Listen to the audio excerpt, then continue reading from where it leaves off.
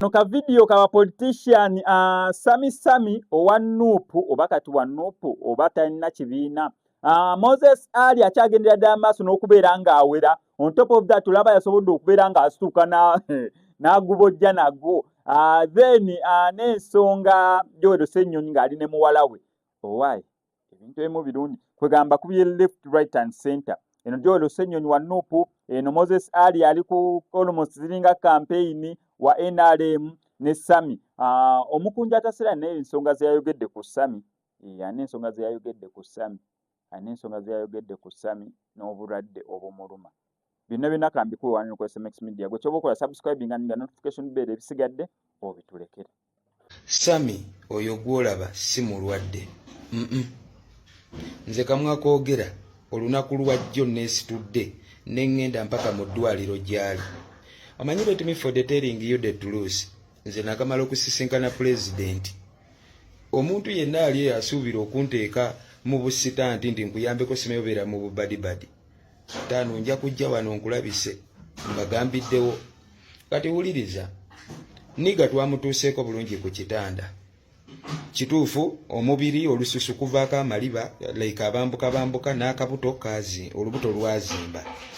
Kati nga mugamba Sami before nga sinakubira abantu mulanga kukudduukirira kuwa buyambi ndaga ku mpapula eziraga ekituufu ekikuluma.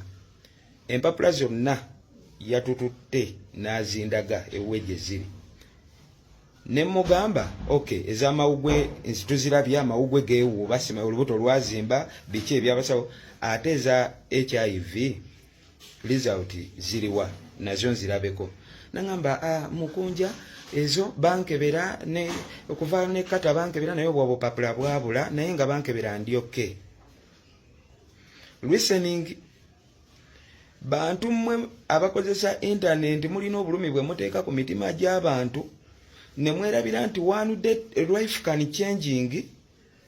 Sami niga gwe wankabya amaziga 5 n'ensirika ensi n'ensekerera naye n'enguma era natambudde n'enjija ku kitanda n'osanyuka nnyo ng'olowooza enzije munnanzize enkudduukirire nnyo nabadde nzize kukakasa ndabe bukuluma bukulumira ddala bukuluma okiwuliddeko.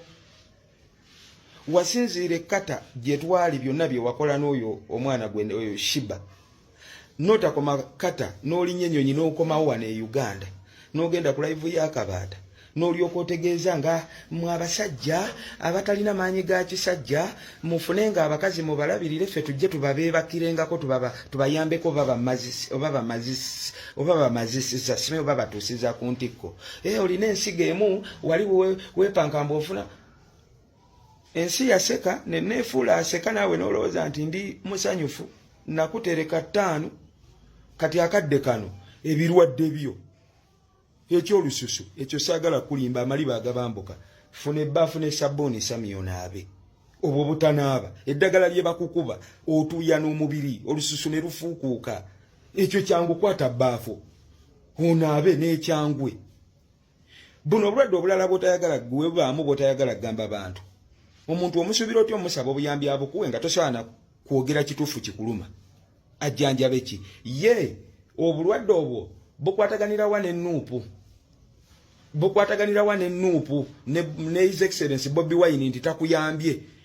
Mr. Bobi Wine yali ayimiriddeko n'agamba mugende mwegadange mugende mugezese amaanyi g'ekisajja nti munanga osinziira ogambe tebanyambye okolime ebyalo n'emiruka gundi ensi temugitegenda kuggwebwako mirembe si buli omuntu agenda yambibwa.